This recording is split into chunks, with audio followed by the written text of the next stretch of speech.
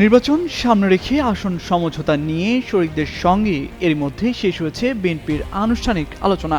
দু একদিনের মধ্যে অথবা বিএনপির ভারপ্রাপ্ত চেয়ারম্যান তারেক রহমান আগামী 25 ডিসেম্বর দেশে ফেরার পরই মিত্রদের কে কোন আসনে নির্বাচন করবেন তা ঘোষণা করা হবে। তবে সংশোধিত আরপিও এবং প্রতিদ্বন্দ্বী দলের প্রার্থী বিবেচনায় নির্বাচনের শরিকদের বিজয় নিশ্চিতে বিশেষ কৌশল গ্রহণ করেছে বিএনপি।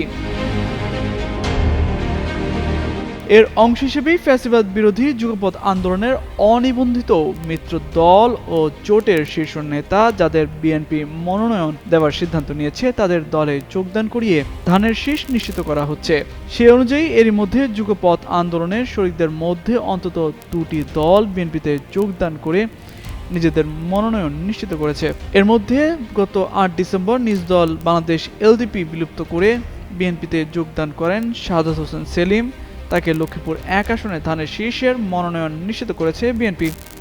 এছাড়া গতকাল নিজের দল বিলুপ্ত করে নেতাকর্মীদের নিয়ে বিএনপিতে যোগ দিয়েছেন বাংলাদেশ জাতীয় দলের চেয়ারম্যান সৈয়দ এহসানুল হুদা।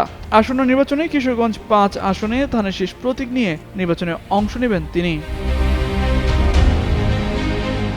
অন্যদিকে নিবন্ধিত দলগুলোর শীর্ষ নেতারা যাদের জাতীয় পর্যায়ে পরিচিতি রয়েছে তাদের আসনও অনেকটা নিশ্চিত।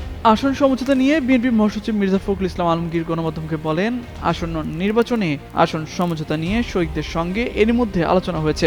বিষয়টি দু একদিনের মধ্যেই সুরাহা হয়ে যাবে। এটি আনুষ্ঠানিকভাবে ঘোষণা করা হবে। শরিকদের সঙ্গে কয়টি আসনে সমঝোতা হতে পারে এমন প্রশ্নের জবাবে আরেকটু অপেক্ষা করার পরামর্শ দেন বিএনপির মহাসচিব। নির্বাচন সামনে রেখে এখন পর্যন্ত ২ দফায় মোট ২৭২ আসনে সম্ভাব্য প্রার্থী ঘোষণা করেছে বিএনপি। এর ফলে ফাঁকা রয়েছে আর ২৮ আসন। বিএনপি থেকে বলা হয়েছে এই ফাঁকা আসনগুলোতে মূলত শরিকরাই নির্বাচন করবেন। অবশ্য জোট নেতাদের অভিযোগ, বিএনপির চাওয়া অনুযায়ী দল ও জোটের প্রার্থী তালিকা জমা দিলেও কোনো আলোচনা ছাড়াই একতরফাভাবে প্রার্থিতা ঘোষণা করা হয়েছে।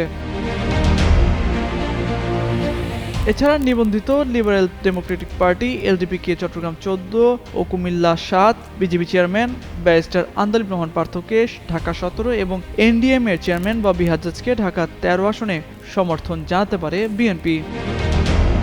তামজিদ মির্জা, যুগান্তর নিউজ।